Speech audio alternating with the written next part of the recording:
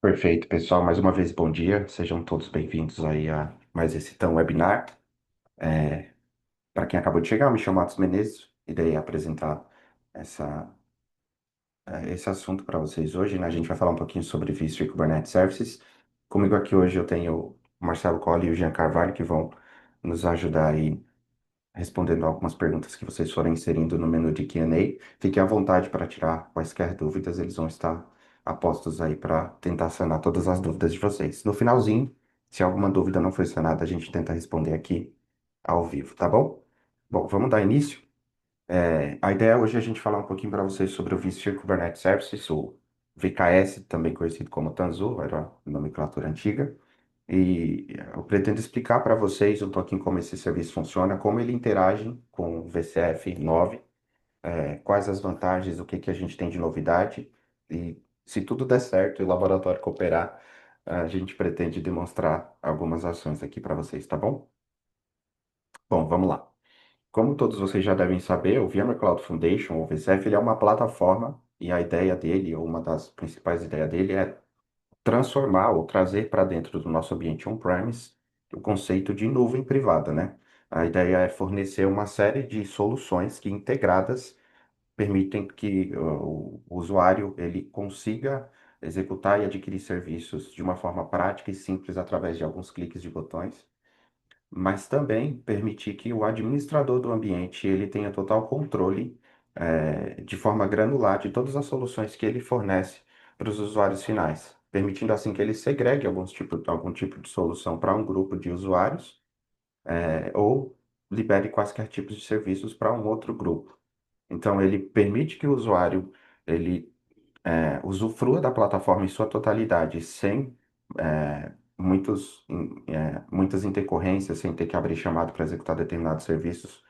De fato, consumir o serviço através de um clique de botão, mas ainda assim ele vai ter aquela granularidade de administrar o ambiente com um total controle. E o Kubernetes, ou o VKS em si, ele faz parte de um grupo de soluções que compõem o VMware Cloud Foundation. E a gente pretende, né, nesse webinar, focar um pouquinho nesse pedaço da plataforma do VCF, tá? O que que é o VKS, né? O que que é o vSphere Kubernetes Services? Quando a gente habilita o VKS dentro da nossa plataforma VCF, na verdade a gente está transformando um cluster SXI tradicional, gerenciado pelo vCenter, em um cluster que está apto para rodar serviços de forma declarativa. Então, a gente habilita uma série de APIs nesse cluster SXI e isso faz com que nós consigamos executar serviços de forma declarativa, assim como a gente faz em um ambiente Kubernetes tradicional. Então, eu não consigo somente criar clusters Kubernetes, mas também gerenciar máquinas virtuais comuns através de arquivos YAML e através de comandos que nós naturalmente utilizamos quando estamos manipulando clusters Kubernetes. O que é interessante mencionar aqui, e já responder uma dúvida que muitas pessoas têm, dentro de um cluster SXI, um único cluster SXI, eu posso trabalhar tanto com clusters Kubernetes quanto com VMs tradicionais. Os dois tipos de serviços, eles interagem entre si. Eu não preciso criar um cluster SXI, habilitar ele para rodar o vSphere Kubernetes Services e dedicar esse cluster só para esse tipo de serviço. Não. A gente consegue utilizar o mesmo cluster tanto para provisionar máquinas virtuais tradicionais, que eu posso instalar um web server, um banco de dados ou qualquer outro tipo de serviço, como também implementar clusters Kubernetes.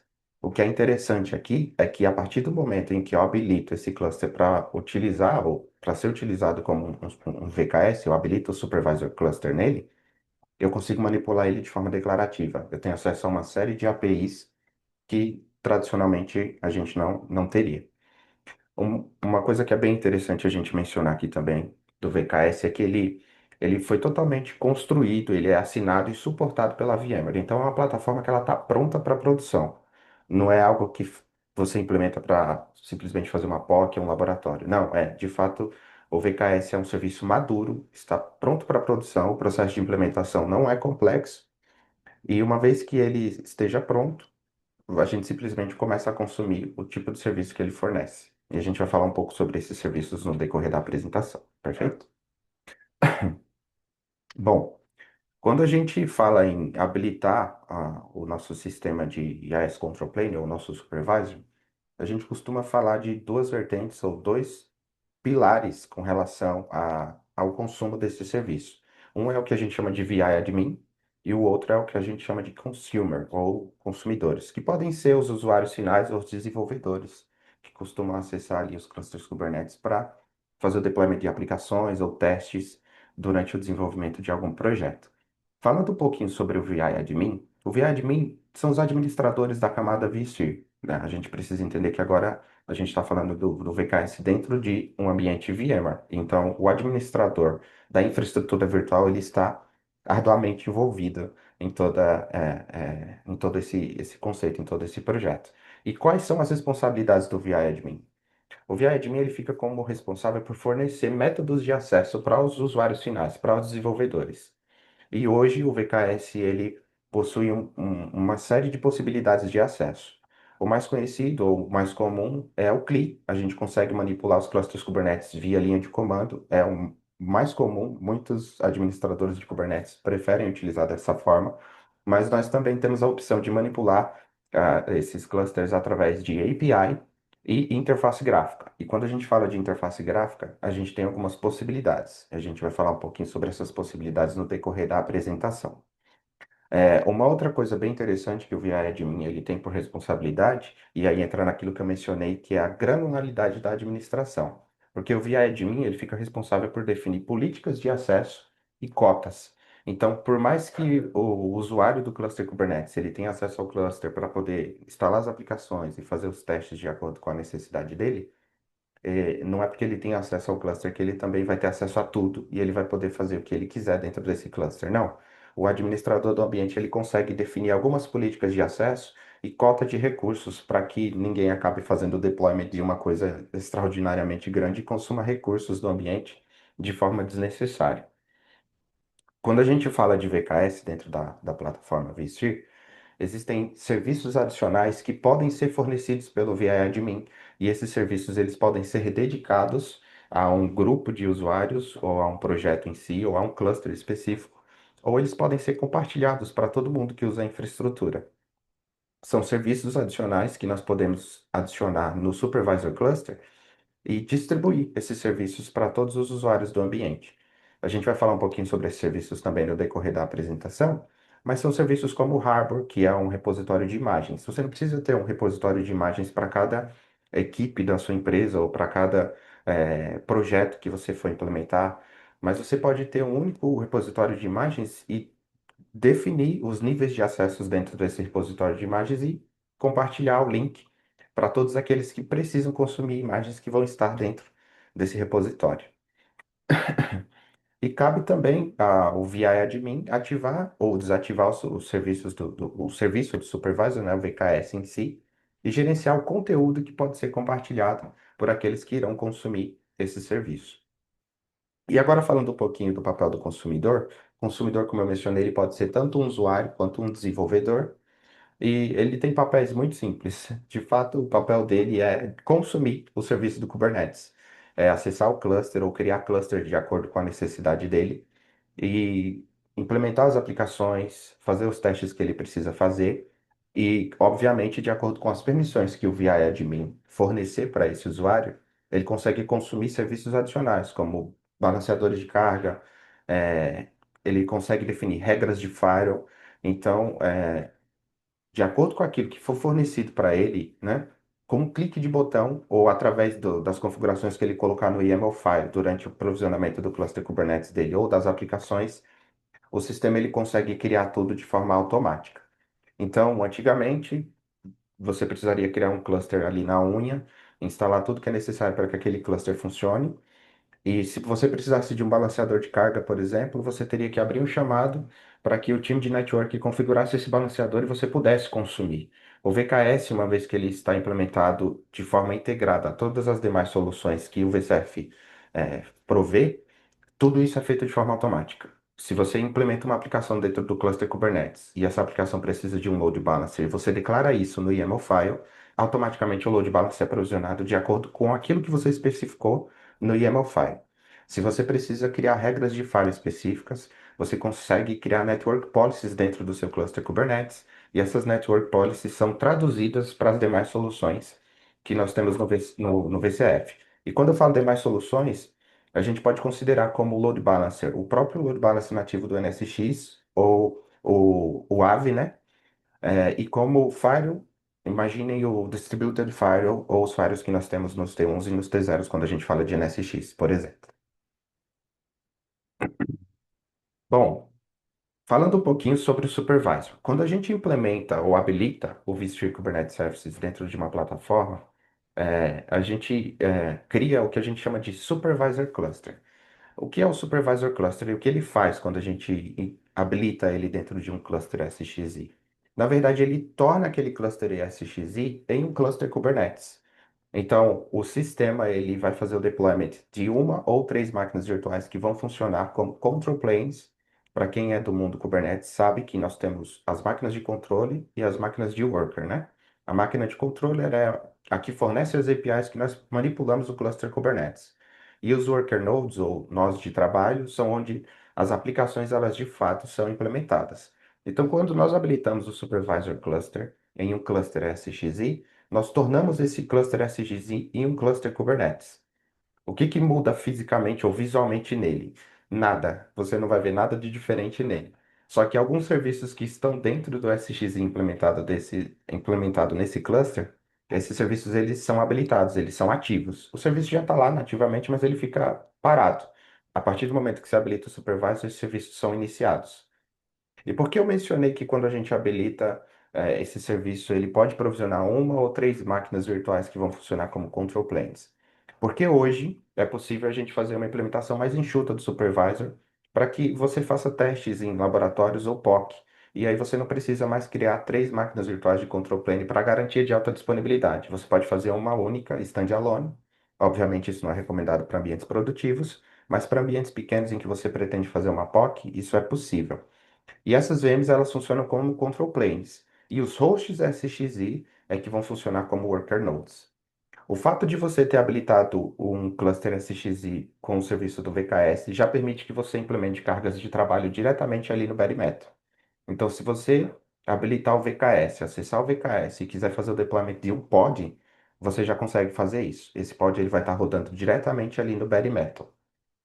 Isso não é muito comum, para ser sincero, não temos muitos clientes que fazem isso, mas serviços que são compartilhados entre os demais clusters Kubernetes, que é o que a gente chama de VKS Cluster ou VKS Guest Cluster, eles podem ser implementados dessa forma e, consequentemente, vão ser acessados pelos vSphere namespaces ou clusters Kubernetes que você criar na plataforma. Então, de forma resumida, quando você habilita o supervisor em um cluster SXI, o que você faz é habilitar as APIs que são costumeiras quando a gente fala de Kubernetes. São as APIs que permitem que você manipule o ambiente de forma declarativa, usando os YAML files ou comandos tradicionais que nós conhecemos do mundo Kubernetes. Agora, eu queria falar com vocês algumas novidades bem interessantes que vêm com relação ao Kubernetes no VCF 9.1, que saiu recentemente. Bom, primeiro, a gente tem o VKS na versão 3.6. Na verdade, a versão 3.7 saiu agora, dia 18 de junho. A gente vai falar um pouquinho sobre essa versão também no decorrer da apresentação, mas algumas novidades que vêm nativamente no 9.1, ele nasce com a versão 3.6, né? É bem interessante a gente mencionar aqui. Bom, primeiro é o suporte ao Kubernetes 1.35. O processo de deployment e upgrade de clusters Kubernetes rodando no VKS sofreram um improvement de velocidade extremamente alto. Eu tenho dados sobre esse assunto e a gente vai apresentar para vocês. E algumas coisas bem interessantes que eram alguns requisitos dos nossos clientes e que muito comum no mercado hoje em dia é a possibilidade de você trazer a sua própria CNI, Bring Your Own CNI. Por padrão, os clusters Kubernetes criados no VKS, você pode criar esses clusters utilizando o Antrea ou o Calico como CNI, mas agora você pode usar o Cilium, e a gente vai falar um pouquinho sobre isso no decorrer da apresentação também. Uma coisa muito interessante que nós temos no VCF 9.1, junto com o VKS, é a possibilidade de você suportar múltiplas interfaces de rede em um cluster Kubernetes. E o que é interessante disso é que você não precisa fazer isso via API ou linha de comando, não. Isso está na interface gráfica, você pode criar um cluster Kubernetes já com várias interfaces de rede e dedicar cada uma dessas interfaces para um tipo de serviço específico. E uma novidade também que é muito interessante é a possibilidade agora de você utilizar imagens da Red Hat para criar os seus clusters Kubernetes. Obviamente, se você estiver utilizando imagens da Red Hat, a gente tem um adicional da licença do sistema operacional, mas é possível customizar a imagem da Red Hat para que você consiga utilizar ela como um cluster Kubernetes. Ficou extremamente simples e fácil, porque existe uma solução chamada Image Baker, que é uma série de scripts que você executa e ele já transforma aquela imagem e prepara ela para que você consiga utilizar ela durante o provisionamento dos seus clusters Kubernetes. Bom, como eu mencionei para vocês, quando você habilita o Supervisor Cluster em um cluster SXI, você não só consegue manipular clusters Kubernetes de forma declarativa utilizando as APIs do Kubernetes, mas você também consegue criar máquinas virtuais utilizando o mesmo conceito. Você vai lá e dá um kubectl apply-f em um arquivo, e esse arquivo tem as especificações da máquina virtual que você consegue ou que você gostaria de criar. Então a gente também teve melhorias quando a gente fala de VM Services, o processo de deployment de máquinas virtuais, utilizando essa metodologia, esse acesso via API, também sofreu uma melhora drástica, a velocidade de deployment aumentou muito. Operações de dia 2, como manipular interface de rede, aumentar a CPU, memória, isso sofreu uma melhora muito grande também. E se você tiver uma máquina virtual que foi criada de forma tradicional e você quiser trazer ela para dentro de um supervisor, ou seja, importar ela para que ela consiga ser manipulada via linha de comando ou dessa forma declarativa, esse processo de import agora ele é disruptivo. Antes você precisava, em alguns momentos, reiniciar a máquina virtual durante esse processo de import. Hoje não precisa mais. Como eu mencionei para vocês, quando a gente implementa o supervisor, transforma um SXI em um supervisor cluster, a gente consegue fazer o deployment de cargas de trabalho diretamente neles. De fato, criar pods dentro do host SXI. Então, a gente também sofreu uma melhora muito drástica nesse processo. É o que a gente chama de container services. Hoje, você consegue fazer o deployment desses container services, que é o que a gente chama de vSphere pods, diretamente via interface gráfica. Antigamente, tudo isso era feito somente via linha de comando. É o kubectl apply-f, o arquivo, né?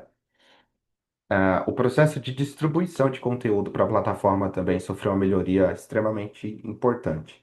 Através do Fleet, a gente consegue criar um harbor regional. Esse harbor ele vai ser 100% gerenciado ali pela plataforma do VCF e você consegue utilizar esse mesmo harbor para todos os supervisors que você criar na sua plataforma. Esse link ele pode ser compartilhado e aí você vai ter um único ponto de gerenciamento ou de repositório de imagens esse repositório ele é local, ele é seu, fica no seu data center. Você só precisa atualizar as imagens em um único lugar e todos os clusters Kubernetes que estiver na sua plataforma, eles podem consumir imagens desse mesmo endereço, né, desse ponto único de acesso. Como todos vocês sabem, o VCF ele trouxe um conceito muito interessante o conceito de VPC, quando a gente fala de network. Então, o 9.1 trouxe uma novidade ainda mais interessante, que é o fato de você utilizar o Transit Gateway de forma direta durante o provisionamento dos seus clusters Kubernetes. Esse assunto talvez seja um pouco mais complexo, mas nós teremos webinars futuros que irão falar um pouco sobre como funciona a rede no VCF, as novidades do NSX, e aí esse conceito ele vai ficar um pouco mais claro para vocês, então nem vou me aprofundar muito nele agora. A gente consegue utilizar multi-cluster zones, isso melhora drasticamente a quantidade de zonas de disponibilidades que nós podemos ter para que os nossos clusters Kubernetes eles venham ser distribuídos em clusters diferentes, garantindo assim também uma resiliência física maior. Houve uma melhora drástica na quantidade de máquinas virtuais e clusters VKS que nós podemos suportar por supervisor. Nós temos agora a capacidade de 25 mil máquinas virtuais gerenciadas pelo Supervisor Cluster e até 500 clusters Kubernetes. Como eu mencionei para vocês, O processo de upgrade dos clusters Kubernetes a partir da versão 3.6 também sofreu uma melhoria absurda. É, não é dessa versão, mas houve uma melhoria drástica com relação ao processo de upgrade pelo seguinte: lá nos primórdios, quando o VKS ele estava ali nos seus primeiros anos de vida, para atualizar o supervisor, você precisaria primeiro atualizar o vCenter. A atualização do supervisor, ela estava linkada ao vCenter. Você não conseguiria atualizar esse serviço de forma segregada, de forma independente.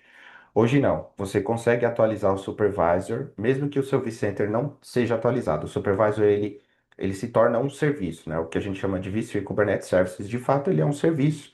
E você faz o download da versão mais recente do site da Broadcom. E é um arquivo YAML, gente, é extremamente simples. E você imputa esse arquivo YAML dentro do seu vCenter. Tudo isso vem em interface gráfica. E automaticamente o sistema ele começa a fazer a atualização do seu serviço VKS. Então, se você tem o VKS 3.5 e quer ir para o 3.6, é só fazer o download desse arquivo, implementar ele dentro do vCenter e ele vai fazer o processo de upgrade de forma automática do VKS 3.5 para o VKS 3.6. E os guest clusters, né, os Kubernetes clusters que são baseados em VMs e que, enfim, a gente vai falar deles no decorrer da apresentação também, eles agora são independentes. Então você consegue fazer a atualização desses clusters Kubernetes antes mesmo de atualizar o VKS. Obviamente tem ali um limite de versão, né? Porque o supervisor ele também é um cluster Kubernetes, como eu mencionei para vocês. E o supervisor é responsável por gerenciar os guest clusters. Então, ele precisa estar até uma determinada versão para conseguir gerenciar clusters até uma determinada versão.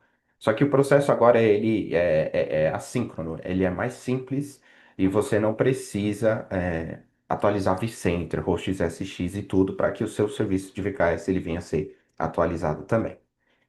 E por fim, e com relação a essa novidade, agora a Broadcom ela fornece um suporte de 24 meses. Então, se você tem no seu ambiente Kubernetes 1.35 e daqui a 24 meses, sei lá, a gente já está no 1.45, o seu Kubernetes 1.35 ainda está sendo suportado pela Broadcom. Caso você tenha algum tipo de problema, é só ligar no suporte e o suporte ele vai te atender e vai te ajudar.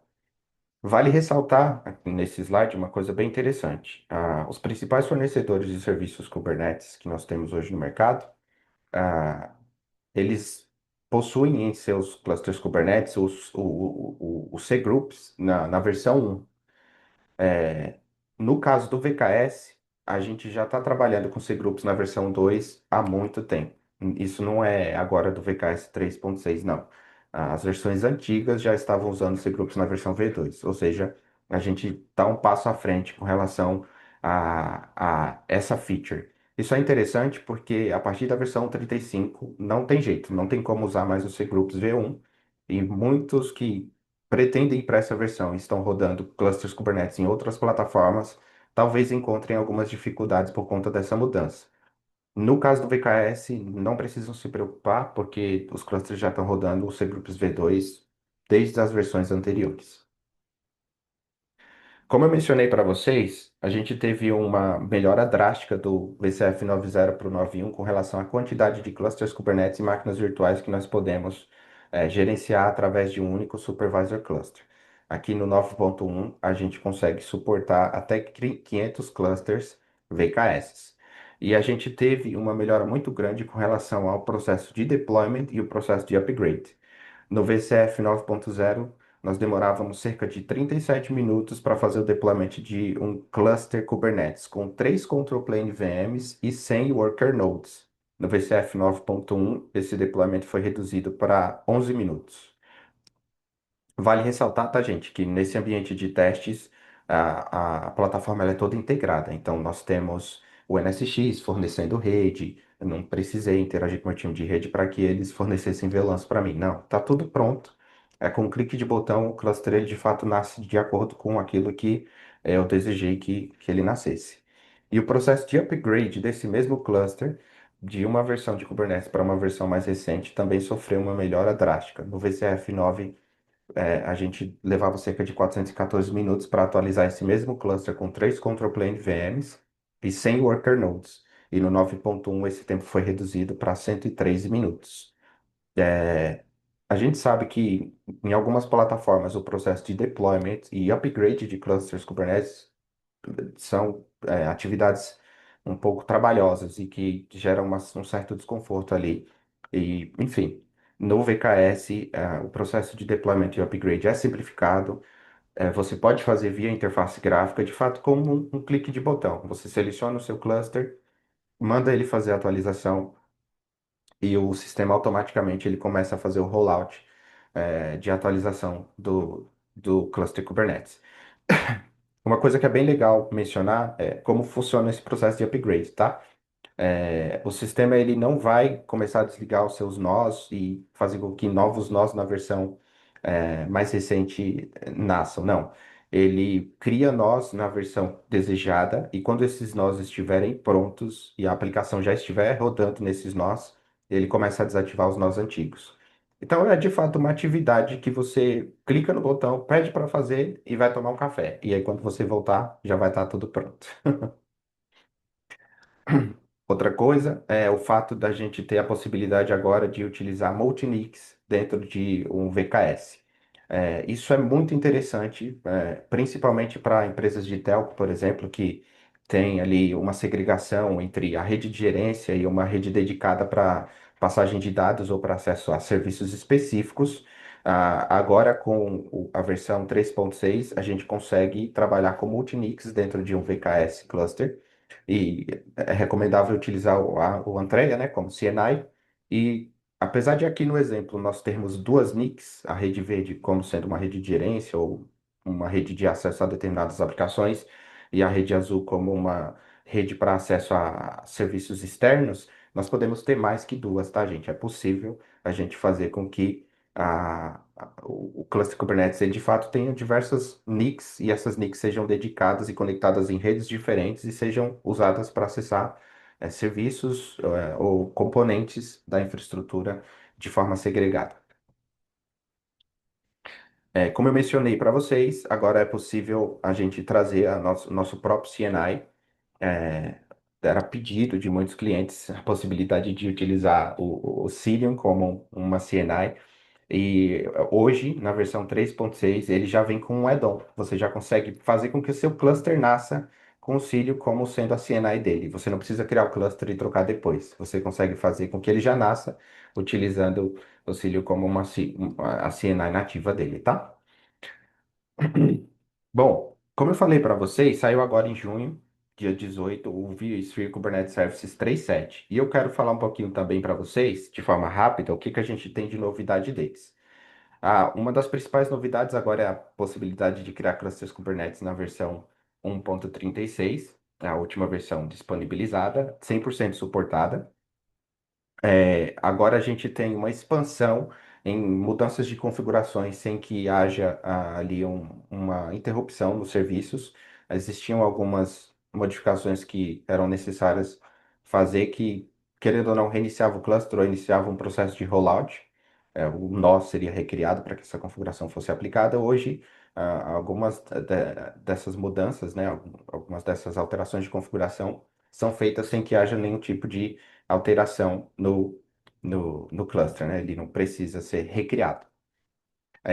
Nós tivemos o rebranding, né, de alguns pacotes ou alguns add-ons que são fornecidos como serviços adicionais e nós temos agora a possibilidade de criar add-ons através do Helm Charts. Então, se você tiver um repositório de Helm Charts dentro da sua plataforma e você quiser compartilhar esse repositório para que seus clusters eles venham ter serviços implementados utilizando o Helm, perfeito, isso pode ser utilizado.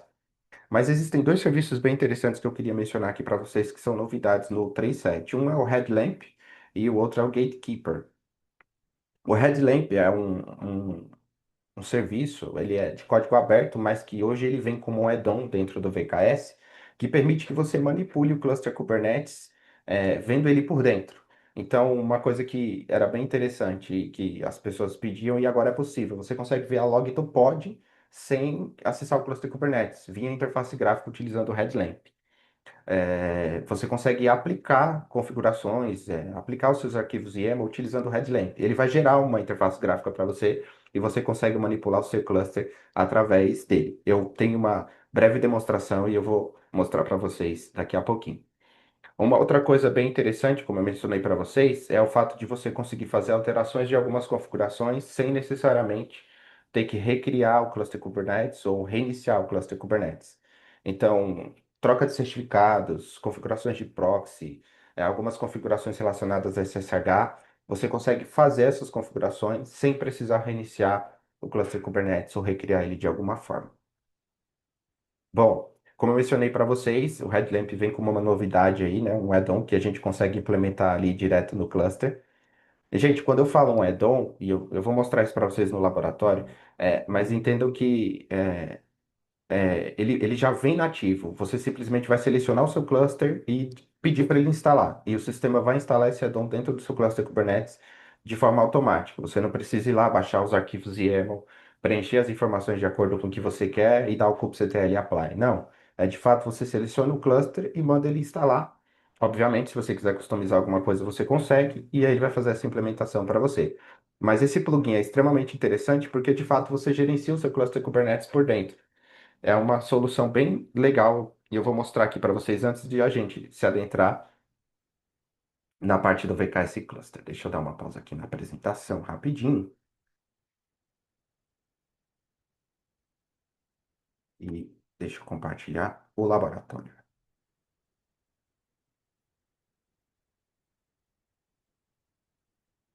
Hum. Marcelo e Jean, se tiver algum problema no compartilhamento, vocês vão me avisando, por favor, tá? Bom, gente, aqui nós temos o Headlamp. O Headlamp, ele foi implementado dentro de um cluster Kubernetes que eu tenho aqui no meu laboratório, e como vocês podem ver, eu consigo observar informações em tempo real do meu cluster Kubernetes. Eu consigo ver os namespaces que eu tenho dentro dele. É, é um laboratório, tá, gente? Então, algumas coisas elas podem ser um pouco lentas. E, por exemplo, eu consigo acessar o namespace, ver o que eu tenho de pod aqui, e eu posso, por exemplo, ver em real time as logs desse meu pod. Eu consigo entender o que está acontecendo sem necessariamente acessar o cluster via linha de comando e executar os comandos para poder visualizar os códigos ou as logs que estão acontecendo lá dentro. Eu consigo, a partir daqui também, acessar o meu pod, aquele famoso exec. Então, eu estou aqui dentro do meu pod e eu posso vir aqui executar um comando e fazer um teste de conectividade de rede, por exemplo, verificar por que que meu pod não está subindo, por que que ele não está conseguindo acessar algum tipo de serviço, por exemplo. Eu consigo manipular tudo isso por aqui sem necessariamente acessar o meu cluster. Eu consigo verificar o status dos nós do meu cluster Kubernetes, verificar se está tudo bem, se tem alto consumo de CPU e memória.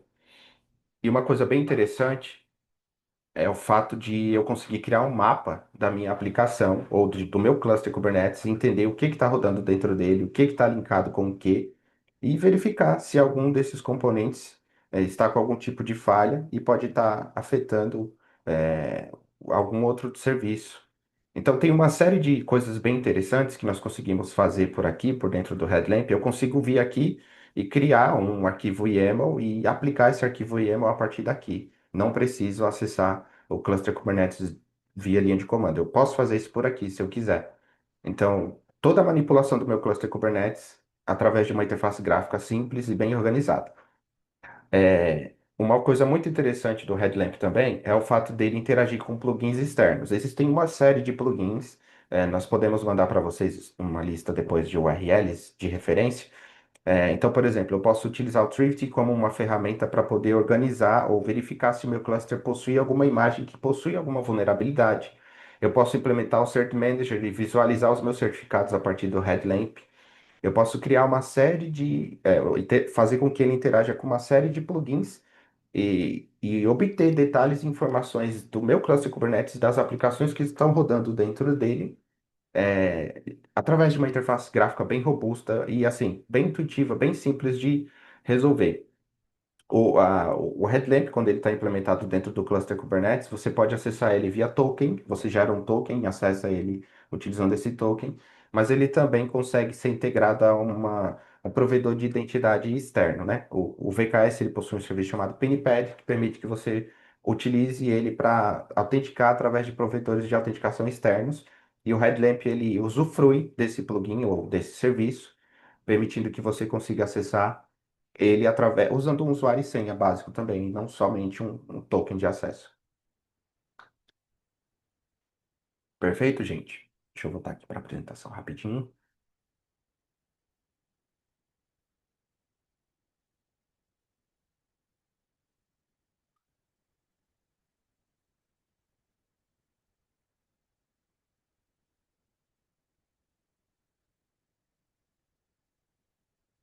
Um minutinho que a apresentação sumiu. Achei. Pronto. Maravilha, gente. Bom, falando um pouquinho sobre VKS Clusters. O que é o VKS Cluster? Gente, o VKS Cluster, ele é o guest cluster que nós criamos dentro de um supervisor cluster, dentro de um supervisor, dentro de um cluster SXI cujo VKS service esteja habilitado. Nada mais é do que as máquinas virtuais com control planes e worker nodes que a gente acessa e consegue fazer a implementação dos meus worker loads dentro desses clusters Kubernetes. E aí você pode me perguntar, se eu habilitei o supervisor dentro de um SXI e o meu cluster SXI inteiro já é um cluster Kubernetes, por que que eu não aplico os meus workloads diretamente no meu host? Não seria melhor? A performance não seria melhor? Depende. Mas existe uma restrição muito importante e que essa restrição ela não vai sumir. Se você precisar executar uma aplicação que precise ter privilégios root, você não vai conseguir executar essa aplicação dentro do host SXI. O host SXI nunca vai deixar nada acessar ele com privilégios root. E aí, nesse caso, é recomendado que você utilize os VKS clusters, que são os guest clusters. Você consegue acessar, e dar os privilégios que você quiser para os usuários e serviços das suas aplicações sem problema nenhum. Não é comum nós vermos workloads direto ali no bare metal. Apesar de ser possível, o que é comum são serviços compartilhados. O guest cluster é extremamente recomendado porque você consegue criar segregações, você consegue definir privilégios de acesso e você consegue manipular o seu cluster de acordo com a sua necessidade. O processo de escalabilidade é muito maior e bem diferente do que a gente tem se a gente fizer diretamente ali no bare metal, tá? Então vamos lá. Quando a gente fala de VKS cluster dentro de um ambiente vSphere, a gente tem assim, como é que eu posso explicar? A gente já conhece como as máquinas virtuais elas funcionam tradicionalmente dentro de uma plataforma vSphere. A gente sabe que o processo de integração de uma máquina virtual com o nosso hardware em uma plataforma VMware funciona muito bem. A gente consegue interagir com GPUs, a gente consegue utilizar serviços avançados de disco, dentre outros componentes de hardware que nós podemos colocar no nosso servidor físico e ter acesso ali dentro do nosso guest, dentro da máquina virtual. Então, a partir do momento que você escolhe utilizar um VKS Cluster, todos os benefícios que nós temos tradicionalmente numa máquina virtual, você também vai ter dentro do VKS Cluster. Ah, meu host caiu. Automaticamente o seu cluster ele vai ser migrado para um outro host. Preciso fazer vMotion, preciso pôr um host mal de manutenção. O seu cluster vai ser migrado para um outro host enquanto você faz manutenção do seu host físico sem problema nenhum. Ah, eu preciso ter clusters mistos, um na versão 1.29, outro na versão 35. É possível? É possível. Você consegue ter clusters em diversas versões diferentes. É, com o VKS habilitado, você fornece o portal de acesso ao desenvolvedor e ele cria o cluster de acordo com as necessidades dele, obviamente com o nível de permissionamento que você der para ele, e ele vai ficar feliz. Ele vai conseguir acessar e fazer os testes das aplicações, desenvolver tudo ali bonitinho, sem problema nenhum. Quando a gente fala de VKS Cluster, a gente tem dentro do supervisor um conceito bem interessante e que algumas pessoas acabam se confundindo, que é o conceito do vSphere Namespace. O vSphere Namespace não é o namespace de um cluster Kubernetes, não é a mesma coisa, apesar de possuírem similaridades.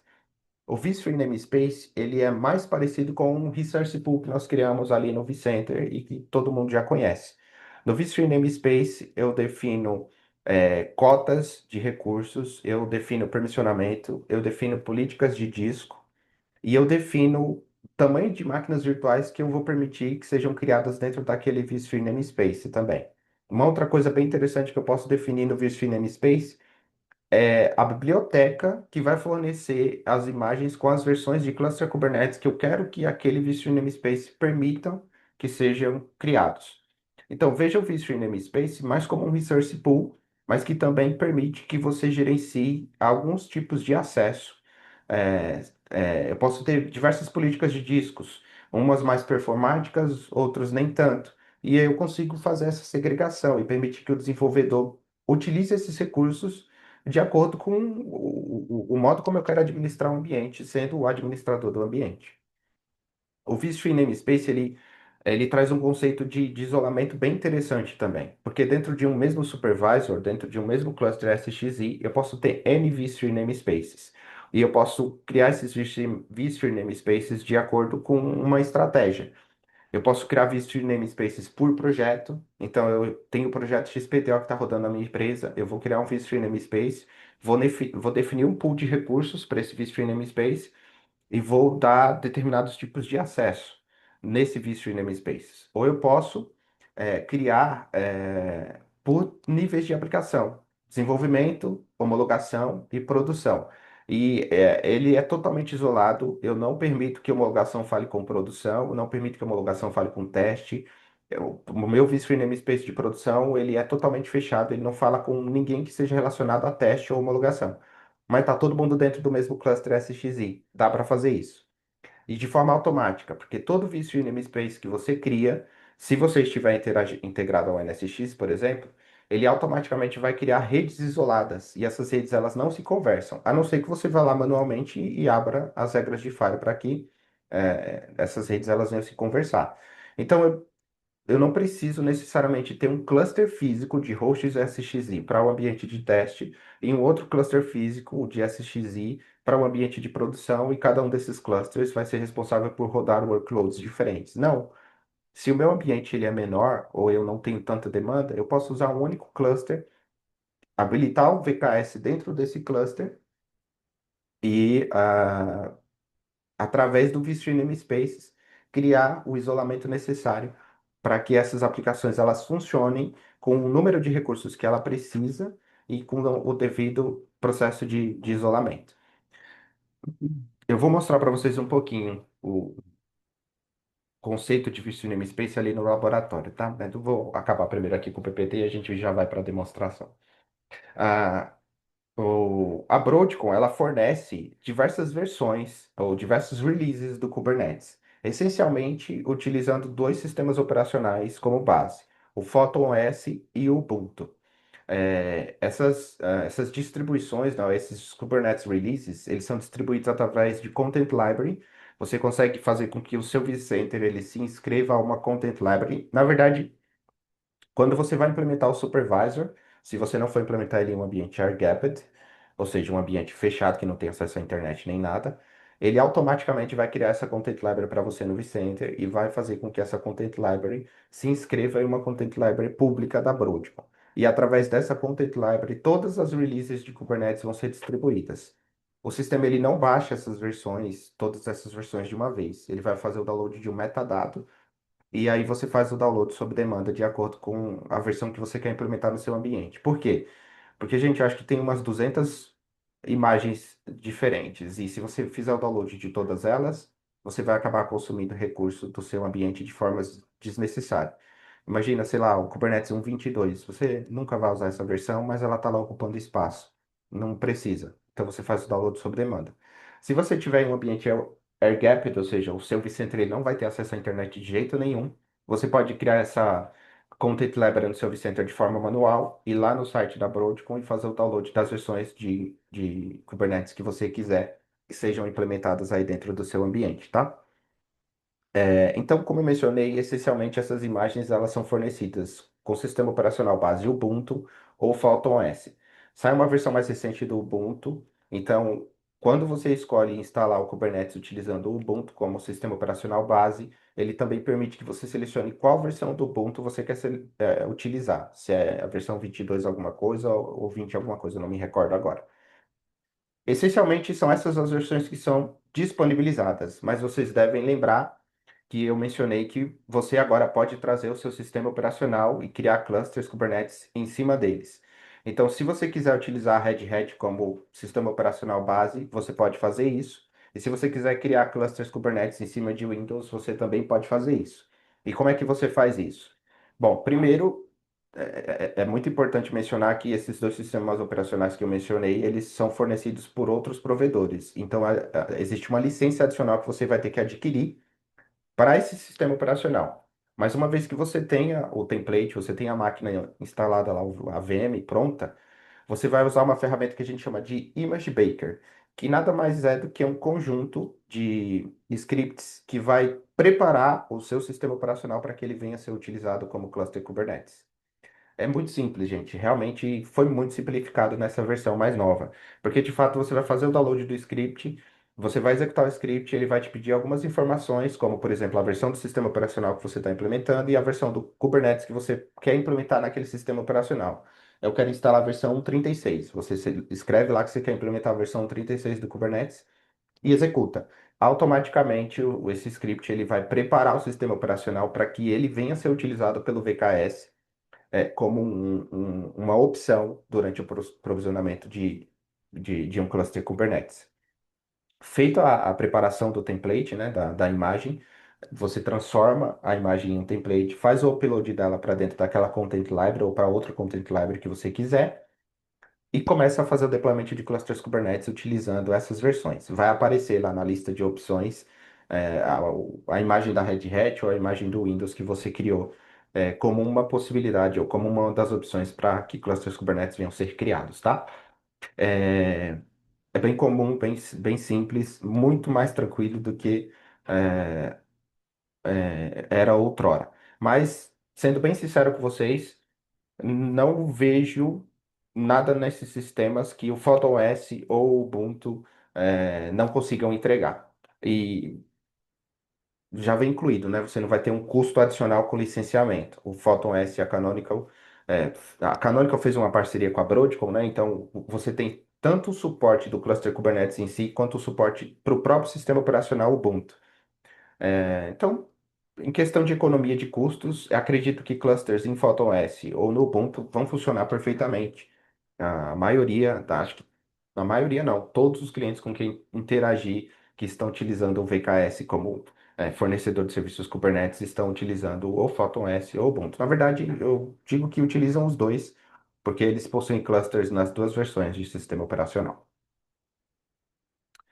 Uma coisa que é muito interessante mencionar e que eu gosto de reforçar é não existe a possibilidade ou risco de a gente dormir e acordar no outro dia com a notícia de que a Broadcom abandonou o projeto de Kubernetes e que não vai ter mais suporte ao VKS, que quem implementou está sozinho e pronto. Não, isso não existe.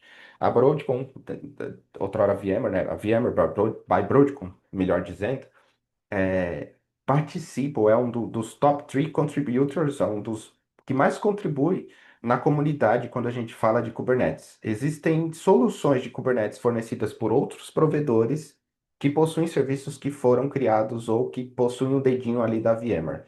Porque, ó, Veleiro, Contour, Harbor, Andrea, a própria API do cluster são serviços essenciais que nós temos dentro de qualquer cluster Kubernetes e esses serviços, eles têm o dedinho da VMware ali. Então, não corre o risco de esse projeto ser abandonado e em algum momento ser descontinuado. Não. O VKS, ele é uma solução que ela é bem forte dentro da VMware, by Broadcom, e tem crescido. Releases têm surgido. A Broadcom é uma das empresas que assim que sai uma nova versão de Cluster Kubernetes, é uma das primeiras a disponibilizar essa versão dentro da sua plataforma para que os clientes já venham utilizar e tem uma participação muito forte dentro da comunidade. Os componentes que nós temos dentro dos clusters VKS são em conformidade com a CNCF e a gente tem outros provedores que possuem coisas lá que não são. Então, assim, é um projeto, a participação da Broadcom quando a gente fala de soluções baseadas em Kubernetes, é muito grande. E tudo que é implementado utilizando o VKS é suportado aqui dentro de casa. E a gente sabe que existe o veleiro open source, mas existe o veleiro que a Broadcom mexe. Esse cara é suportado pela Broadcom. Existe o Contour open source, mas existe o Contour que a Broadcom manipula, que ela trabalha em cima dele. E se você ligar para o suporte com essa versão implementada no seu ambiente, o suporte vai te ajudar. É o que eu queria mencionar aqui nesse próximo slide. Quando a gente implementa VKS dentro do nosso ambiente, vocês devem lembrar que eu falei que existem serviços adicionais que nós chamamos de add-ons. Através da plataforma do VKS, esses add-ons eles são implementados de fato com um clique de botão. Você seleciona o cluster e implementa esse add-on através de um clique de botão. Então, Cert Manager, Contour, External DNS, o Grafana, Prometheus, tudo isso, existem as versões open source, você pode ir lá na internet fazer o download e implementar lá dentro do seu cluster VKS, que vai funcionar perfeitamente. Mas se você for utilizar a versão que é fornecida como add-on e você tiver algum problema, essas versões são totalmente suportadas pela VMware. Então, se você ligar lá no suporte porque o seu Cert Manager está fazendo uma coisa esquisita que ele não deveria estar fazendo, o suporte vai te ajudar a resolver. As versões fornecidas pela VMware são versões é, com características específicas e que, obviamente, se integram de forma melhor com os clusters VKS. Mas o que vale reforçar é o fato de você, de fato, ter um suporte. Se você instala a versão open source, o seu suporte é a comunidade. Se você instala uma versão que funciona tão bem quanto a open source, mas fornecida por uma empresa, essa empresa ela, obrigatoriamente vai te dar suporte para esse serviço, tá? Falando um pouquinho sobre algumas features e recursos que nós temos aí quando a gente fala do VKS. O VKS ele possui um recurso chamado Autoscaling, que permite que você faça o autoscaling do seu cluster Kubernetes de acordo com a demanda dele. Então, se você tem um período aí no mês em que a sua aplicação ela sofre um alto volume de acessos, você pode fazer com que o sistema automaticamente crie mais nós e distribua a sua aplicação nesses nós porque ela está tendo alta demanda. E automaticamente, depois que essa demanda passar, ele faz um downscaling, né? Ele reduz o número de nós disponíveis ali dentro daquele cluster Kubernetes. É, Você define um valor mínimo e um valor máximo. E aí, quando ele atinge esse valor máximo, mesmo que precise, aí ele não vai fazer o autoscaling, você tem que ir lá e fazer manualmente. O VKS ele pode ser criado utilizando o vSAN Strategy Cluster, de forma que você distribui os nós entre sites diferentes, garantindo assim uma alta disponibilidade não só local, através de nós, de hosts SX diferentes, mas também de localidades, porque você vai ter o seu cluster distribuído no site A e no site B. Quando você faz a implementação do supervisor, você faz essa configuração e ele automaticamente detecta essas zonas de disponibilidade e distribui o seu cluster nessas zonas de disponibilidade. Mas se você não tiver o vSAN, você pode fazer com que o seu cluster Kubernetes ele venha a ser distribuído em zonas distintas, utilizando storage tradicional mesmo. Então, se eu tenho data centers diferentes ou clusters em data centers diferentes, eu posso utilizar esses clusters SXI como zonas. E aí, quando eu vou fazer a implementação do meu cluster Kubernetes, eu posso falar em quais zonas eu quero que esse cluster ele seja disponibilizado. Eu posso criar um cluster de desenvolvimento e querer que ele fique em uma única zona, porque é desenvolvimento. Se ele por algum minuto parar, eu não vou ter problemas. Mas eu quero um de produção que seja distribuído nas três zonas, porque se uma zona cair, eu tenho nós nas demais. Você consegue fazer isso também sem problema nenhum. Não é porque você implementou o supervisor em três zonas que obrigatoriamente todos os seus VKS vão precisar ser distribuídos nas três zonas. Você pode ter três zonas e escolher usar uma, duas ou três sem problema nenhum. Esse aqui é um exemplo de um arquivo manifesto, né, um YAML, que pode ser utilizado durante o provisionamento de um cluster Kubernetes dentro do VKS. Vocês podem observar que ele é muito similar ao que a gente tem hoje tradicionalmente em qualquer plataforma de Kubernetes. Esse cluster, ou desculpa, esse YAML, ele pode ser gerado utilizando uma interface gráfica, que a gente vai demonstrar daqui a pouco para vocês, mas na documentação da Broadcom você consegue pegar o template e manipular ele de acordo com a sua necessidade. O que que a gente tem de diferente aqui, que eu gosto de falar que é bem diferente com relação a outros provedores de clusters Kubernetes? Essencialmente, o vSphere namespace. Esse namespace, esse primeiro campo que a gente vê aqui, que está como demo workload, é o resource pool, ou vSphere namespace, no vCenter, onde esse cluster ele vai ser provisionado. Então, eu estou falando que ó, esse cluster ele vai ser provisionado no vSphere namespace chamado demo workload. Você especifica onde é que você vai fazer o deploymento desse cluster. Em sequência, a gente tem os campos que são comuns para qualquer cluster Kubernetes, ali é o CIDR de serviços e pods, a versão do cluster Kubernetes que você deseja, a quantidade de nós que você vai querer para o control plane e para o worker node, e o tamanho das máquinas virtuais que você quer que é, esse cluster dele tenha. Vale ressaltar que essas máquinas virtuais elas são utilizadas, ou elas são criadas de acordo com o que a gente chama de VM classes. O VM classes nada mais são do que tamanhos de máquinas virtuais que você gostaria que fossem disponibilizadas para o seu usuário criar. Então, eu posso ter uma VM class que tenha 8 CPUs e 16 GB de memória. Por padrão, o sistema já vem, se eu não me engano, com 42 VM classes disponíveis, mas você pode criar as suas de acordo com a sua necessidade. Se você quiser um cluster com 100 CPUs e 200 GB de memória, você consegue criar uma VM class com essas características. E a VM class, ela pode ser definida ou dividida em dois tipos, o que a gente chama de best effort e a dedicated. A best effort são classes em que você diz que a máquina virtual vai ter X CPU e X memória, mas esses recursos eles não vão ser dedicados. Então, se em algum momento o seu ambiente sofrer um processo de contenção, as VMs vão lutar por recursos. Agora, se você tiver uma VM class dedicada, o recurso que você definir dentro dessa VM class vai ser dedicado para aquela máquina virtual, ela utilizando ou não. Então, o número de gigahertz de CPU e o número de memória vai estar disponível para aquela máquina, utilizando ou não. E por fim, a gente tem também a storage class, que são as políticas de discos, né? É onde aquela máquina virtual ela vai nascer. Gente, esse YAML file aqui, ele tá bem enxuto. Com esse YAML file você já consegue fazer um provisionamento de um cluster Kubernetes. Mas existem N possibilidades. Você consegue já criar o cluster Kubernetes com discos adicionais montados, com configuração de proxy, certificados confiáveis e uma série de outras customizações que você pode fazer tanto diretamente ali no arquivo YAML, quanto via interface gráfica. Agora falando um pouquinho sobre o método de consumo. Como eu mencionei para vocês no início da apresentação, o usuário, o desenvolvedor, aquele que vai consumir os clusters Kubernetes, ele pode consumir o cluster Kubernetes de essencialmente três formas: usando uma interface gráfica, usando linha de comando ou usando a API. Linha de comando é o kubectl. Ele tem lá um Linux, um Windows, e ele acessa o ambiente via linha de comando e faz o deployment e a manipulação do cluster Kubernetes dele via linha de comando. API muda de acordo com a plataforma que você vai utilizar, mas no caso da VMware existe uma documentação vasta que permite que você utilize APIs para manipular os clusters Kubernetes, e, inclusive, se você quiser construir uma interface gráfica sua e consumir as APIs da VMware para manipular esses clusters Kubernetes, é possível. Mas a gente também tem nativamente a interface gráfica. E para a interface gráfica a gente tem duas opções.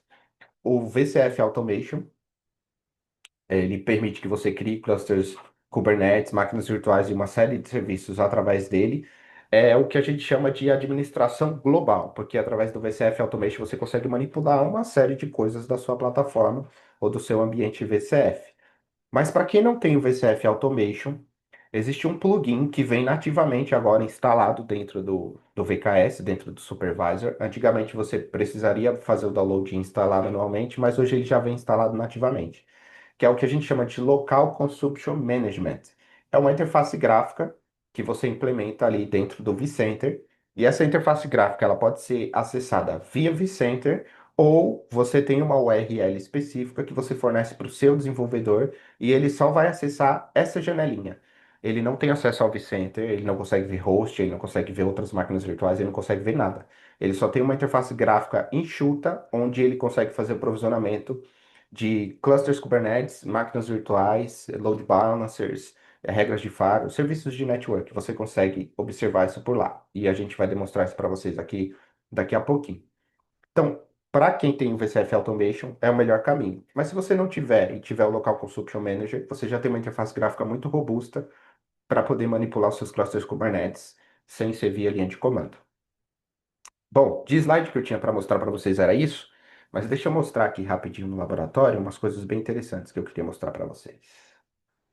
Vamos procurar aqui a janela do laboratório. Perfeito, estamos de volta aqui no laboratório. Deixa eu só diminuir aqui.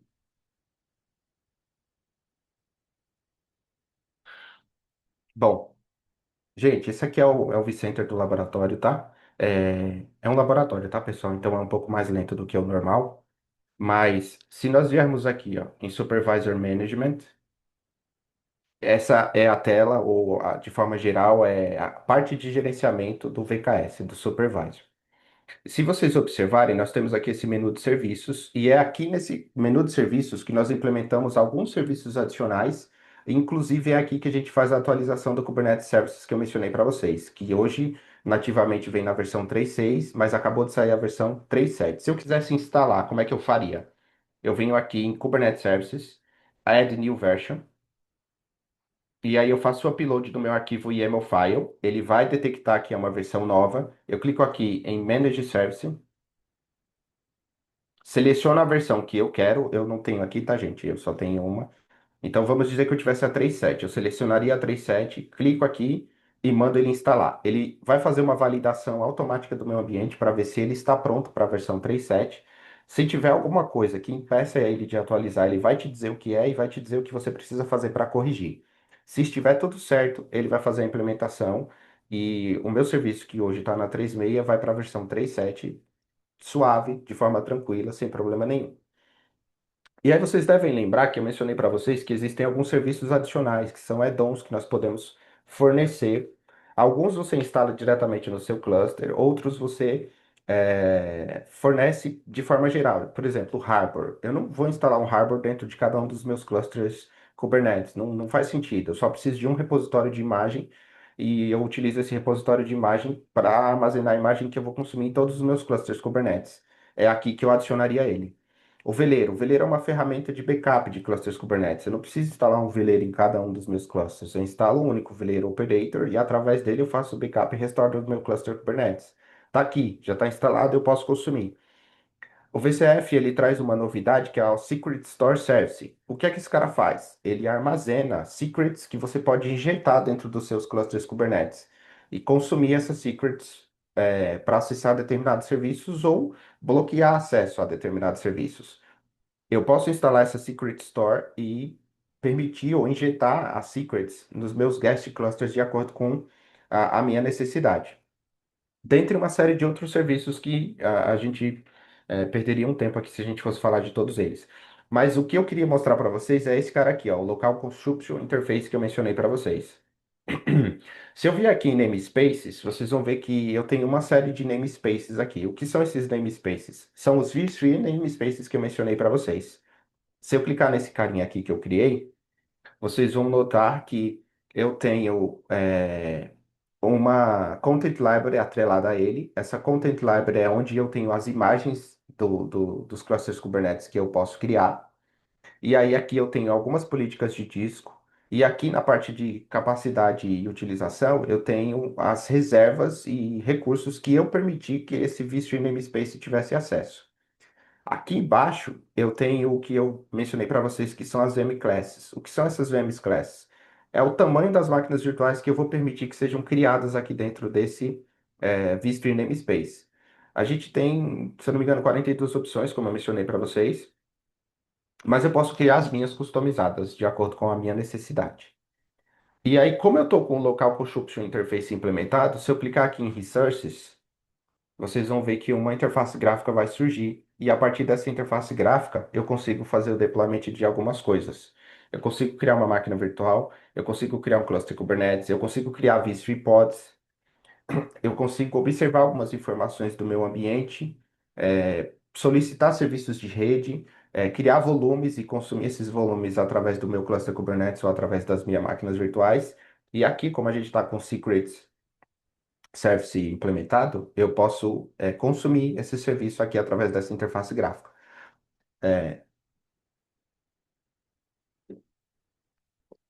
Para quem não tem o VCF Automation, essa interface gráfica, ela pode ser uma alternativa para você manipular o seu cluster Kubernetes.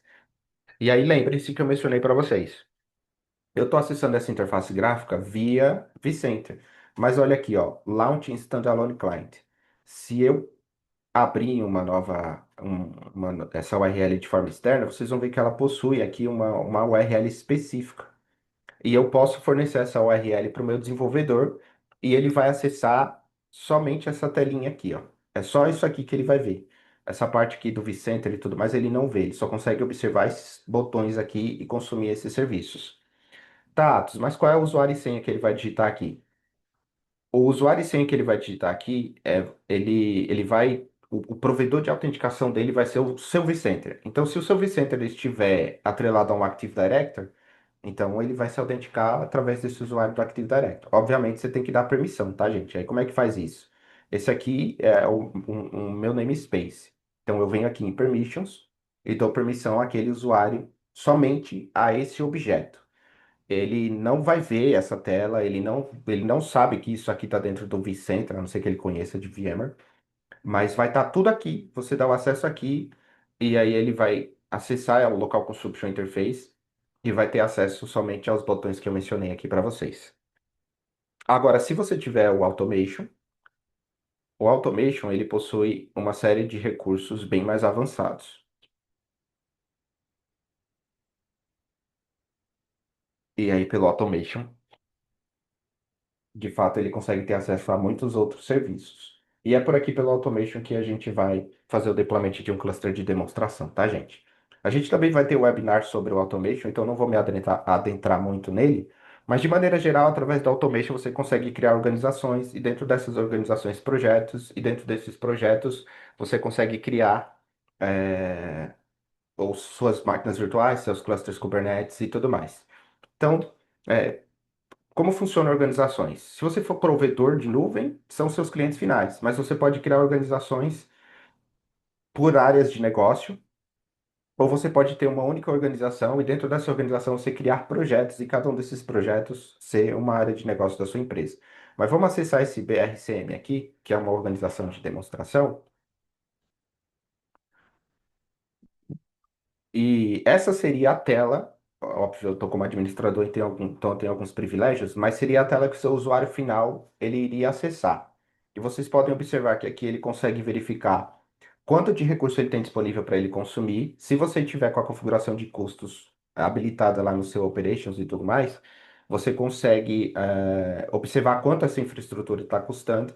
E aqui em Services, você consegue observar todos os serviços que essa organização ela tem acesso. Esses serviços eles podem ser disponibilizados ou não. Por exemplo, se o meu cliente não contratou eh, serviços de Protection Recovery, não precisa ter esse botão aqui. Então eu tiro, tá bloqueado. Ele não tem acesso a esse serviço. Se ele só tem acesso a máquinas virtuais, então ele só vai ver o botãozinho de máquina virtual aqui. Bom, aqui eu seleciono o namespace, onde eu vou fazer o deployment das coisas que eu gostaria de manipular. E aí, se eu criar um namespace aqui no Automation, o que que ele vai fazer? Ele vai criar um vist namespace aqui, tá vendo? Então, é por isso que eu mencionei para vocês que é muito similar a um Resource Pool, que de fato nada mais é do que isso.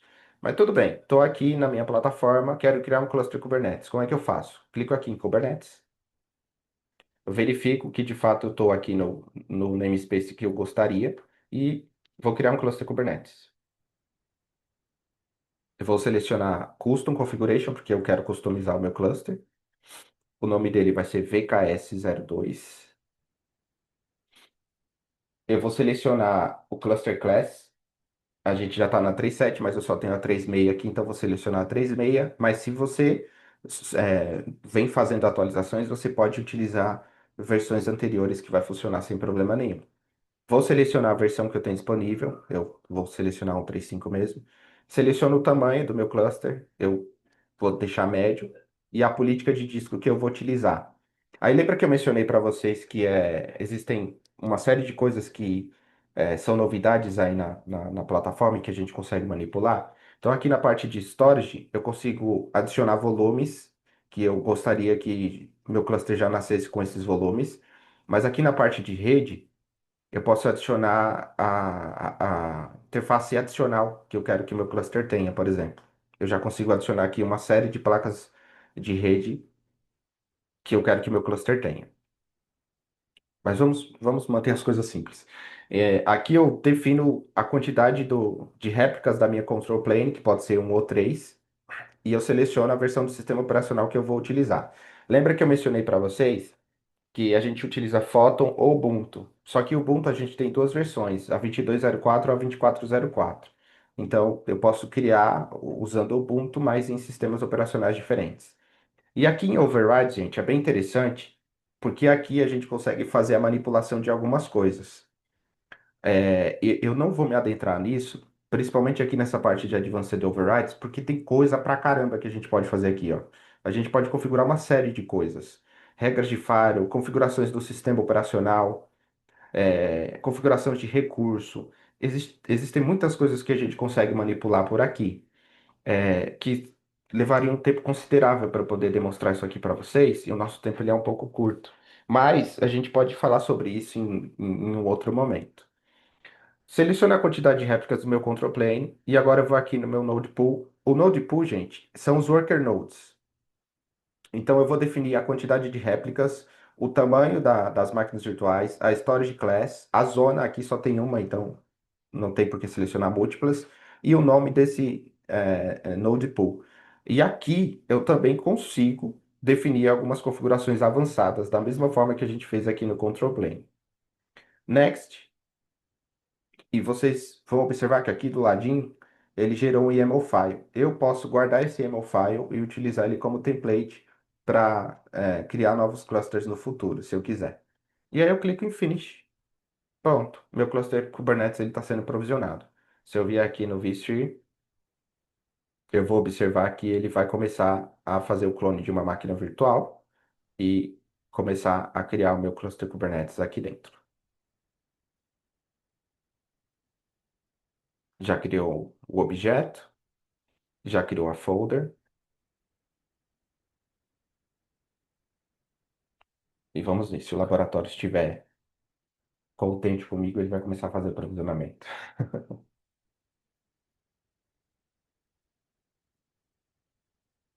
Enquanto isso, para a gente não perder muito tempo, bom, o cluster ele está sendo provisionado. O processo de provisionamento dele é bem rápido, mas enquanto ele vai criando, deixa eu mostrar para vocês aqui esse cluster aqui já está pronto. Se a gente clicar aqui nesses três pontinhos, vocês vão observar que a gente consegue fazer a visualização do YAML file, é a configuração desse cluster, fazer o download do kubeconfig para que eu venha acessar esse cluster ou deletar. Eu não tenho uma versão mais recente do que a 1.3.5 no meu ambiente. Mas se eu já tivesse a 1.3.6, ia ter um botãozinho aqui de Update, que era para eu atualizar o meu cluster Kubernetes para a versão 1.3.6. Se eu clicar no meu cluster, vocês vão ver que eu consigo atachar alguns volumes aqui, mesmo com o cluster provisionado. Eu ainda consigo adicionar a minha segunda interface, mesmo com o cluster provisionado. Eu consigo criar ou aumentar a quantidade de nós do meu control plane, clicando nesse botão Edit. E se eu clicar aqui em Node Pools, eu também consigo aumentar a quantidade de réplicas do meu Node Pool aqui também, tá? Então existem uma série de manipulações que a gente consegue fazer aqui dentro desse cluster. O ambiente ele não está com a parte de operations devidamente configurada, mas aqui em Monitor eu conseguiria ver o status do meu cluster. CPU, memória, o que está consumindo o que. É, é- essa parte não está configurada no laboratório, por isso que não funciona, mas a gente conseguiria observar por aqui. Deixa eu ver como é que tá esse cluster que você está criando, que aí a gente acessa ele, ó. Tá fazendo aqui, ó, o deploymento da máquina virtual. Mas tudo bem. Para a gente agilizar enquanto ele vai provisionando, quero acessar o meu cluster Kubernetes. Como é que eu faço? Vamos lá. É, o VCF, ele possui uma biblioteca de linha de comando que a gente chama de VCF CLI. Assim como a Amazon tem o AWS CLI, a Azure tem, os PowerShell da vida, e todos os provedores de cloud também possuem, o VCF ele também possui. Existem duas formas da gente manipular a plataforma utilizando o CLI. Uma delas é utilizando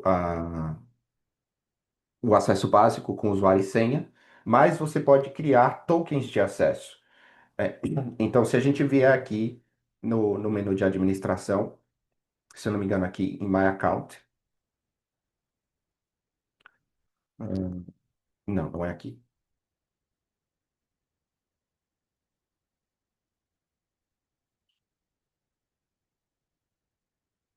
Não vou lembrar onde é.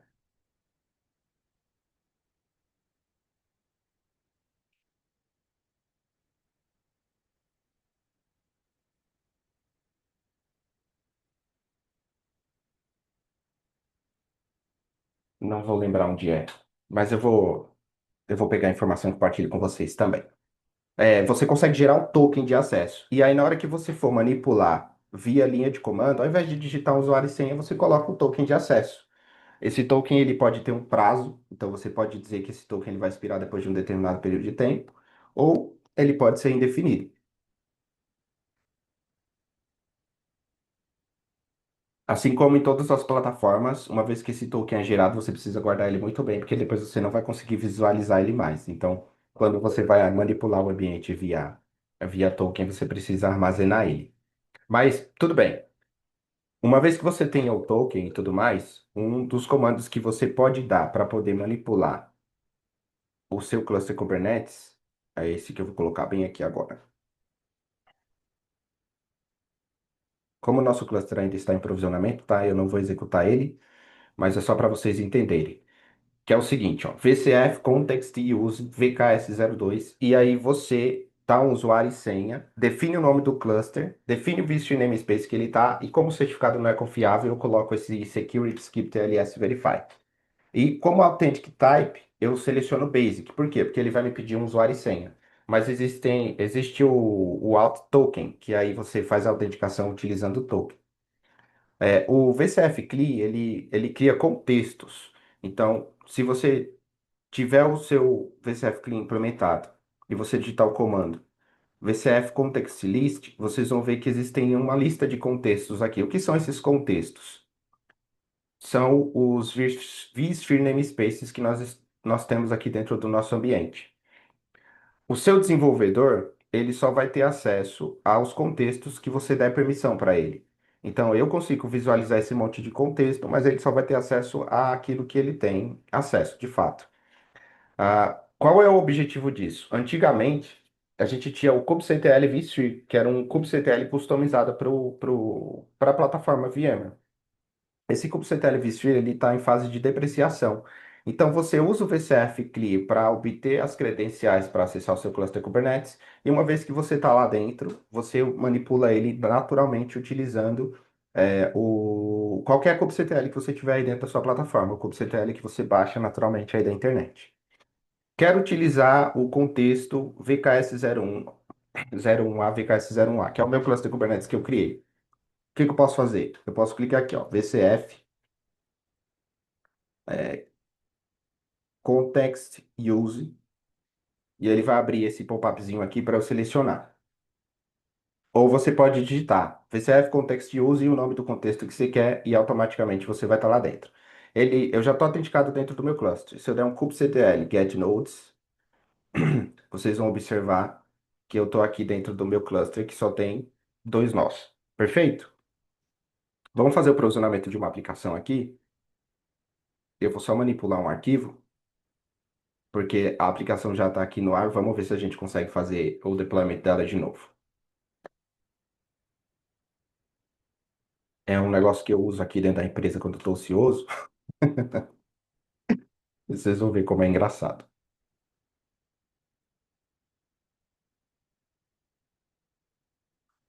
Então, se vocês observarem aqui, eu tenho uma série de arquivos. Esses arquivos, eles compõem a minha aplicação. Eu vou fazer o deployment dessa aplicação manualmente, mas você pode utilizar uma ferramenta de CI/CD, por exemplo, para fazer o deployment desse sistema aqui, tá? Então, quero fazer o deployment dessa aplicação. Eu vou começar a aplicar esses arquivos.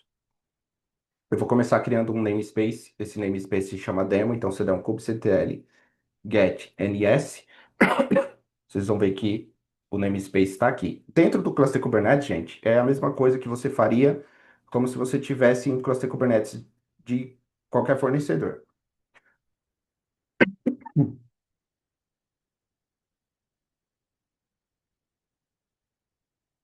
Vamos ver se vai funcionar.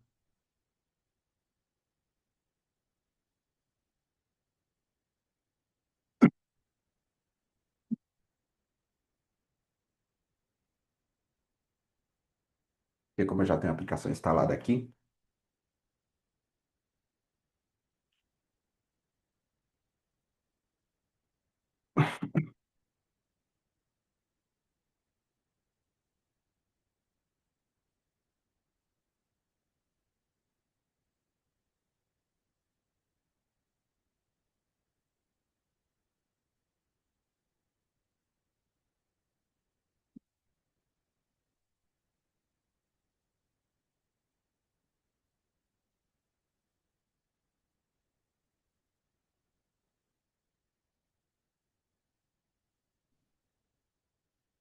hum, desculpa, me deu uma crise de tosse aqui agora.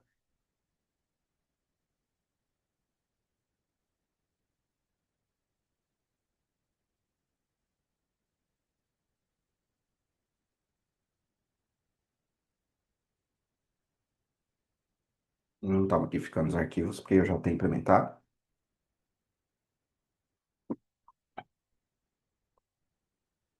Vamos ver se aqui vocês.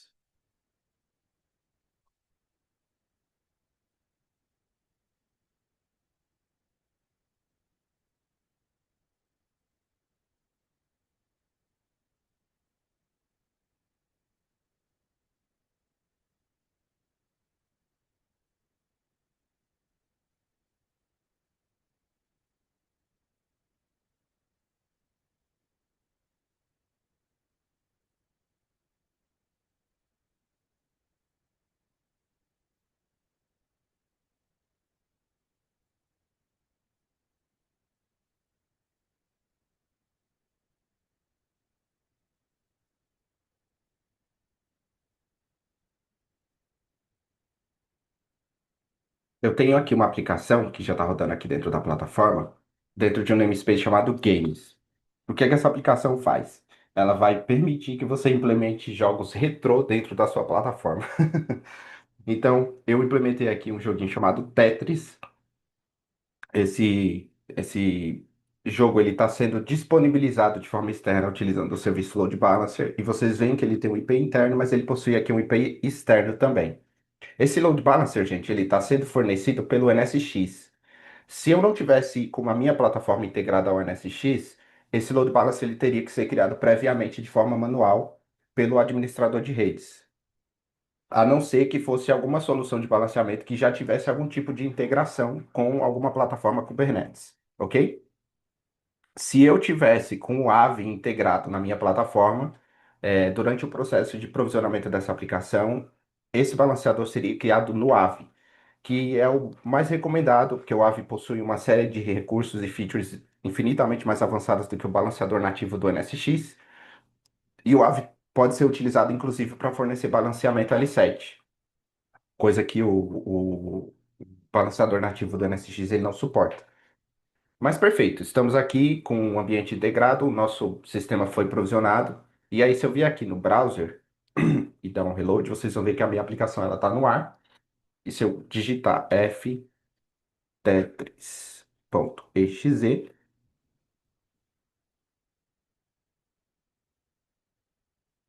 vamos ver se vai funcionar.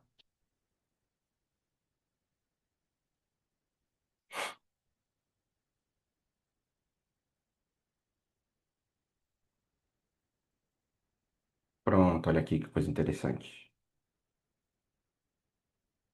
Eu posso ficar jogando Tetris enquanto eu tenho um cluster Kubernetes sendo atualizado. Então, para quem não quiser ir tomar o café enquanto o cluster está sendo atualizado, a gente consegue fazer a implementação do cluster ou a utilização dele de uma forma mais interessante. Então, para vocês verem como é simples fazer a manipulação de um cluster Kubernetes aqui a partir do VCF, né? Dos serviços de Kubernetes fornecidos pelo VCF. A manipulação é simples e é tranquila. Por fim, gente, como eu mencionei para vocês, existem uma série de add-ons que nós podemos aplicar dentro do nosso cluster. Então, aqui dentro do VCF, se a gente vir aqui em Manage and Govern, vocês vão ver que tem esse botãozinho Kubernetes Management. Isso só dá para fazer usando o VCF Automation, tá? Se você não tiver o VCF Automation, você consegue fazer, mas aí você vai ter que fazer manualmente via linha de comando. Se eu clicar aqui dentro do meu VKS01A e clicar aqui em Add-ons, vocês vão ver que eu já tenho alguns add-ons que estão implementados dentro do meu cluster Kubernetes, eles nascem de forma nativa, mas aqui eu tenho uma lista de add-ons disponíveis. Então, se eu tiver o Aave instalado no meu ambiente, eu posso instalar o AKO dentro do meu cluster. Eu quero usar o Contour Common Ingress Controller, eu posso instalar por aqui. Eu quero implementar o Fluentbit para poder fazer o forward das minhas logs para algum syslog. Eu consigo implementar aqui também. Eu quero implementar o Istio para fazer Service Mesh dentro dos meus containers. Eu consigo implementar por aqui. Prometheus para poder fazer monitoramento do meu cluster. Consigo. Telegraph. O Vault Injector para poder fazer a ingestão ou inserir secret stores dentro da minha plataforma. Consigo fazer isso por aqui também. Esses são alguns dos add-ons que estão disponíveis. A versão 3.7 trouxe uma série de novos add-ons que automaticamente vão aparecer por aqui também. E, obviamente, você pode acessar o seu cluster e fazer o cadastro de novos repositórios, inclusive do seu repositório interno, e consumir os serviços que você tem aí dentro da sua plataforma. Lembrando que esses add-ons eles são instalados utilizando o Helm, tá? Então, se você tem um repositório Helm aí dentro da sua plataforma, pode adicionar esse repositório dentro do seu cluster e fazer a implementação dele aqui, que vai funcionar perfeitamente. Ele automaticamente vai detectar o que você tem de add-on disponível e ele vai permitir que você faça a implementação. Perfeito? Maravilha, gente. É, Eu não sei se tem alguma dúvida, se os meninos conseguiram responder todas elas. Jean, Cola, se puderem me ajudar com isso. Tem uma última que a gente não respondeu, acabou de chegar aqui do Diogo. Uhum. Eu vou ler ela aqui então. A capacidade de recurso de CPU, memória, disco disponibilizada para as VMs do tipo Worker Node são a capacidade do cluster VKS? É, Eu não sei se eu entendi bem a pergunta, mas vamos tentar responder. Quando você cria um cluster VKS, você pode ter o control plane de um tamanho e os worker nodes de outro tamanho, tá? Eu acho que a dúvida seria essa. Então, eu posso ter um control plane com 8 CPUs e 16 GB de memória e posso ter um worker node com 32 CPUs e 128 GB de memória sem problema nenhum. O limite de tamanho do seu cluster é a sua capacidade de host físico. Se não foi essa a pergunta, aí você pode mandar de novo, tá? O licenciamento, Arthur, eu vi aqui que ele colocou no chat, quando você adquire o VCF, o VKS ele já vem incluso. E o Aparecido perguntou sobre o Tanzu. Tanzu é o nome antigo, tá? Ele não existe mais, agora é vSphere Kubernetes Services. Quando você fala a questão do licenciamento, vale reforçar, o Jean até mandou no chat ali a questão do automation, né? Tivemos algumas perguntas relacionadas a automation, Uhum. VKS, o próprio NSX, né? A gente tem dentro do VCF a ideia da plataforma de nuvem privada, e essa talvez seja a grande diferença aí para a versão 9. É a gente entregar essa experiência completa. Então, o deploy desses componentes, ele é bastante integrado, tá? E esses licenciamentos, eles estão na plataforma do VCF, tá? Então, a ideia é que você tenha uma facilidade no consumo e nenhum custo extra para consumir aqui o que foi apresentado, tá? Para algumas perguntas sobre isso, sobre licença. O Arthur está perguntando: o licenciamento não é por Worker nem por vCPU? Não, não. O Não. licenciamento é do VCF como um todo. Então, se você tem o VCF licenciado e o VCF é licenciado por core de hosts físicos, né, os seus hosts S, XI, você já tem todas essas funcionalidades. Então, tudo que está incluso no VCF é um único licenciamento, tá? Não existe um licenciamento apartado para NSX ou para o VKS, muito menos descer o nível de licenciar Worker ou vCPU, tá? Tá, o que seria esse supervisor que provisiona e habilita todo o processo? Deixa eu mostrar aqui para vocês no laboratório, que eu acho que fica mais fácil.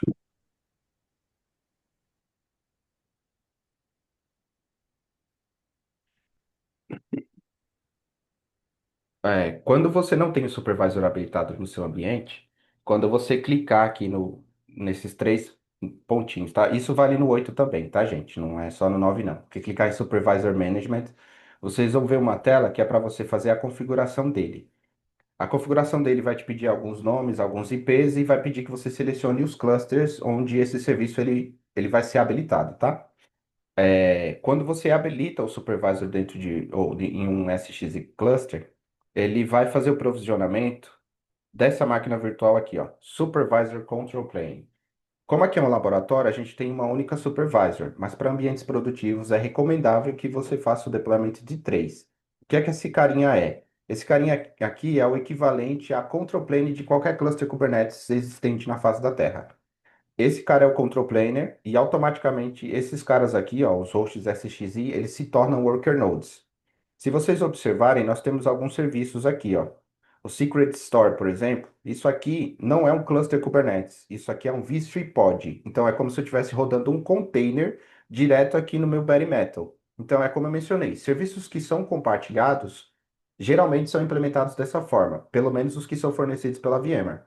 Agora não é recomendável que você coloque a sua aplicação direto aqui no bare metal, principalmente se ela precisar de determinados privilégios de acesso, porque o host ele nunca vai deixar você acessar a nível de root, por exemplo.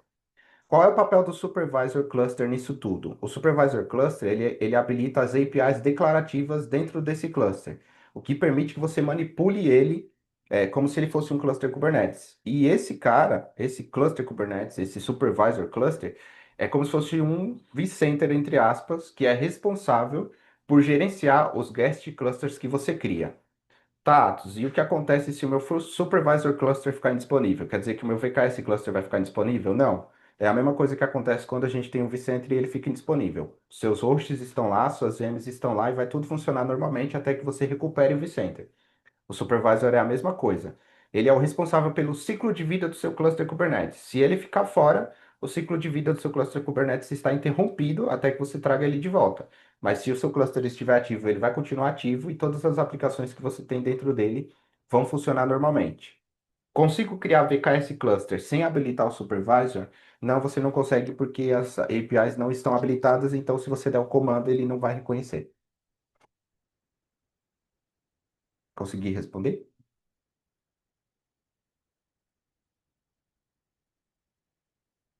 Supervisor somente quando tem o VKS. Você só vai habilitar se você for utilizar o VKS. Não... Se bem que para você utilizar o VCF Automation hoje em dia, o VKS é mandatório. Mesmo que você não use o VCF Automation para provisionar cluster Kubernetes. Se você quiser provisionar máquinas virtuais usando o método declarativo, você vai precisar ter o VKS habilitado. Tem uma pergunta são vCenters diferentes para cada cluster, mas todos eles acessados pelo VCF. Tem, Hum, tem duas formas de responder, né? Hoje, quando a gente fala do modelo do VCF, a gente pode ter os workloads domains, e aí sim a gente tem separação de vCenters, né? Mas o entendimento é de que não, você não precisa ter vCenters diferentes para cada cluster.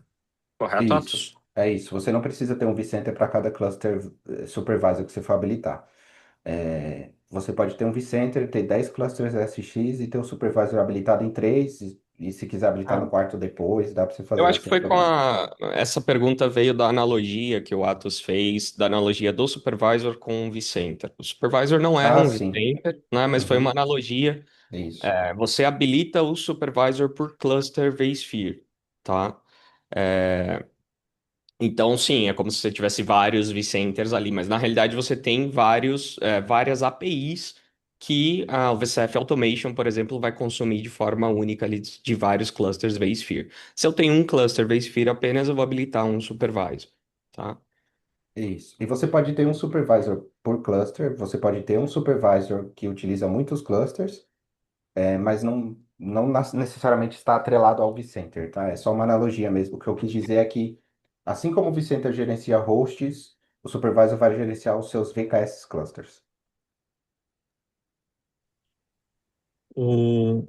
Foi questionado agora para que áreas regras de faro se precisa do vDefender, né? Isso não está incluso na licença do VCF. Precisa, Quase tudo, você vai precisar. É, quase, nesse, nesse... Vai lá, vai lá. não, mas é só assim, praticamente tudo que o Atos explicou aqui agora, tá nativo na licença do VCF. A licença do VCF, ela é bem inclusiva dos nossos produtos.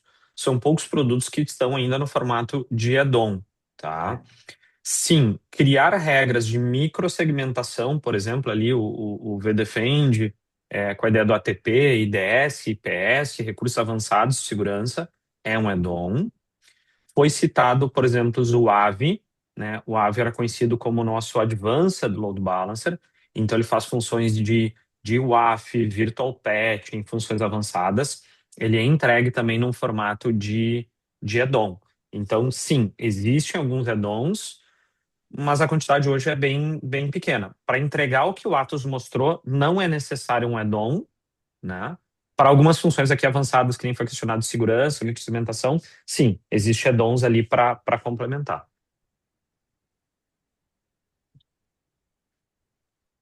Se quiser complementar Atos, já sempre fica à vontade.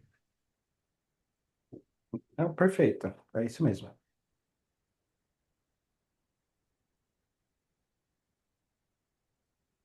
Mais Não alguma sei se pergunta?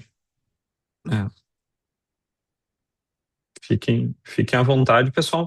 E aproveitando, só para reforçar a mensagem, né? Esse é o segundo webinar que a gente está fazendo dos TANs aqui em português, tá? Eu vou compartilhar aqui no chat o canal dos TANs. Então ele tem, não, ele já tem o último vídeo, né? A última sessão que a gente fez, vamos dizer assim. E essa sessão ela foi gravada, a gente tem que passar por uma aprovação interna, tá? E pretendemos colocar disponível lá no canal também, tá? Então, quem quiser depois compartilhar isso com algum colega internamente na empresa, essa é a intenção, né? Que possa compartilhar o que viu aqui. E essas sessões que a gente faz, elas têm o intuito também de ajudar a entender melhor alguma tecnologia, como consumir ela, como tirar mais vantagem. Mas, obviamente, a gente precisaria de muito mais tempo para poder explorar todos os detalhes.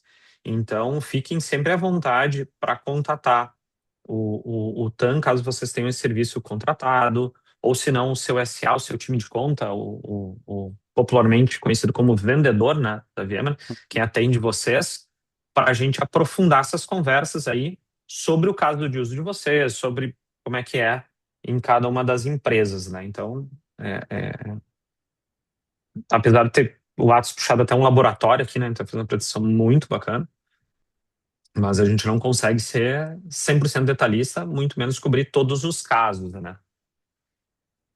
Perfeito, é isso mesmo. Eu reforço, fiquem à vontade para contatar o time da VMware que interage com vocês, para que a gente se aprofunde não somente sobre esse assunto, mas quaisquer outros assuntos relacionados a soluções providas pela VMware, para que a gente consiga auxiliar vocês a saírem aí do outro lado, tá bom? É, eu acredito que para o próximo webinar, né, Cola, vai ser divulgado, a gente vai mandar para vocês da mesma forma como foi enviado esse. Então fiquem antenados. Então, Obrigado a todo pessoal, mundo, pessoal. agradeço aqui especialmente o Atos pelo tempo e excelente conteúdo entregue, Jean, parceria, apoio, e a todos que fizeram presente aqui. Obrigado pela atenção de vocês, é sempre um prazer a gente estar tentando trazer um pouquinho mais aqui de compartilhando conhecimento com todos. Muitíssimo Perfeito, obrigado. gente. Obrigadão, gente. Valeu e excelente semana para vocês. Valeu, pessoal.